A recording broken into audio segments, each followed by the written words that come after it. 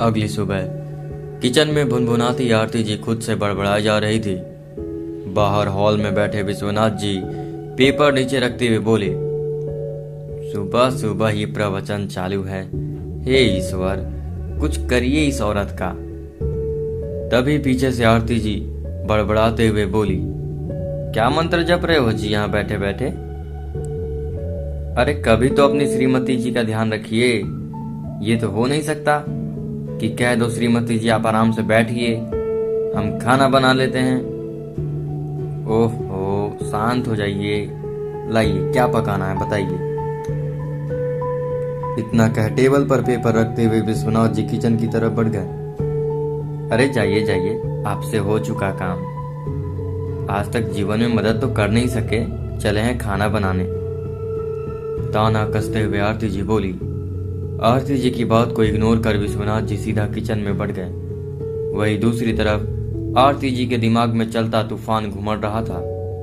वो कुर्सी से उठकर सीधा अपने कमरे की ओर बढ़ गई और किसी को फोन मिलाते हुए बोली, काम हो गया कि नहीं? दूसरी तरफ से किसी आदमी की गंभीर आवाज आई, हाँ हाँ, आप बस बताइए कितने बजे? ये सुनते ही आरती जी मुस्कुराई और धीमे से बोली, आइए आइए। इतना कहे वो फोन कट कर शीशा के आगे खुद को संवारती हुई बोली, अब मुक्ति मिलेगी उस चुड़ैल से। इतना कहे आरती जी जोर जोर से हंसने लगी। तभी कमरे में आते युग ने कहा, वाह माँ, आपने तो रिकॉर्ड तोड़ दिया, पापा को आज किचन में लगा दिया। ये सुनते ही आरती जी युग को घूरते हुए बोली, हाँ तो क्या बुरा इसमें? युग समझ चुका था कि कुछ भी कहना बेकार है।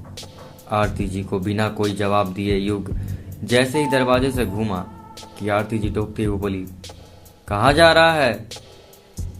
ये सुनते ही युग बोला, मैं अपने कमरे में जा रहा हूँ। आरती जी, ठीक है जा। युग चुपचाप अपने कमरे की ओर बढ़ गया। युग, पता नहीं अब क्या चल रहा होगा इनके मन में। खुद में बड़बड़ाते हुए युग अपने कमरे में घुसा और सीधा बिस्तर पर गिरते हुए बोला, आहा, आज का दिन कितना खास है। ये सुनते ही कमरे में आते विश्वनाथ जी बोले, हाँ बेटा, बहुत खास है। तुम्हारी माँ ने एक नुमाइश को बुलाया है, चल दर्शन कर ले। विश्वनाथ जी की बात युग समझ नहीं पाया और बिस्तर से उठते हुए बोला, मतलब? विश्वनाथ जी अभी आगे कुछ कहते कि कमरे में घुसती काव्या चहकते हुए बोली, आइए भाई, आपको माँ बुला रही है। तू चल, मैं आता हूं।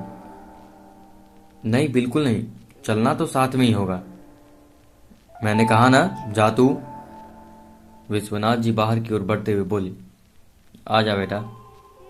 कमरे से बाहर आते का दृश्य देख युग कंफ्यूज होकर बोला, ये कौन आया है? इससे पहले तो इन्हें कभी नहीं देखा। इतना कहते ही वो उस ओर बढ़ गया। हॉल में पहुंचते ही आरती जी बोली, आओ बेटा युग, बैठो बैठो। आरती जी का बदला स्वभाव देख युग खुद से बोला, इतनी मोहब्बत, वाह, जरूर इसके पीछे कुछ तो है। तभी सामने बैठे शख्स ने कहा, हाँ बेटा बैठो। ये सुनते ही युग कुछ कहने को हुआ कि आरती जी बोली, ये है हमारा बेटा युग, बड़ा ही प्यारा है, दिल का एकदम साफ। ओह, उस शख्स ने कहा, हमारी बेटी आपके बेटे की जोड़ी लाजवाब लेगी, मगर बहन जी, बच्चों की खुशी जानना जरूरी है। युग, तुम हमारी बेटी भाविया कैसे लगी? ये सुनते ही युग का शक साफ हो गया और वो हंसते हुए बोला, भाविया? अंकल? अरे आरती जी, आपने भाविया की तस्वीर नहीं दिखाई उसे? उस शख्स ने चौंकते हुए कहा। हकलाते हुए आरती जी बोली, वो ये ले बेटा, अब देख लो। बगल में बैठे पंडित जी बोले और धीरे से एक तस्वीर युग की ओर बढ़ा दिए। ये देख युग ने विश्वनाथ जी को देखकर कहा, क्या पंडित जी, अभी तो मेरी उम्र खेलने कूदने की है, आप है कि विवाह कराने के लिए लड़की ढूंढ लाएं? अरे लाना था तो कुछ अच्छा लाते।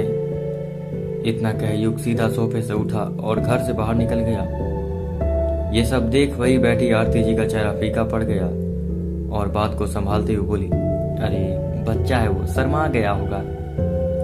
लेकिन उस शख्स ने कहा, माफ कीजिए बहन जी, लेकिन आपके बेटे की बातों से हमें क्लियर हो गया है कि वो चाहता है कि हम चलते हैं।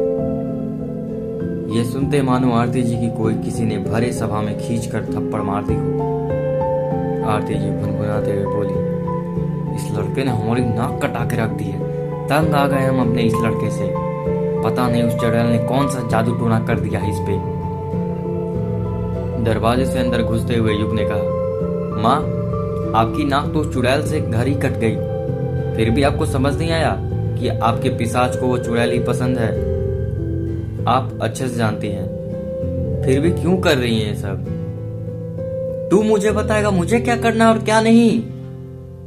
बिल्कुल नहीं माँ, मगर एक बात कह देता हूं, आप अपनी आदत सुधार लीजिए, क्योंकि मैं आपकी मर्जी का नहीं करने वाला। बार बार एक ही बात की रट मुझे नहीं पसंद।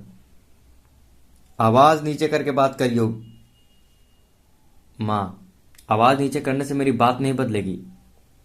आपको जो करना है कर लीजिए, मैं वही करूंगा जो मुझे करना है।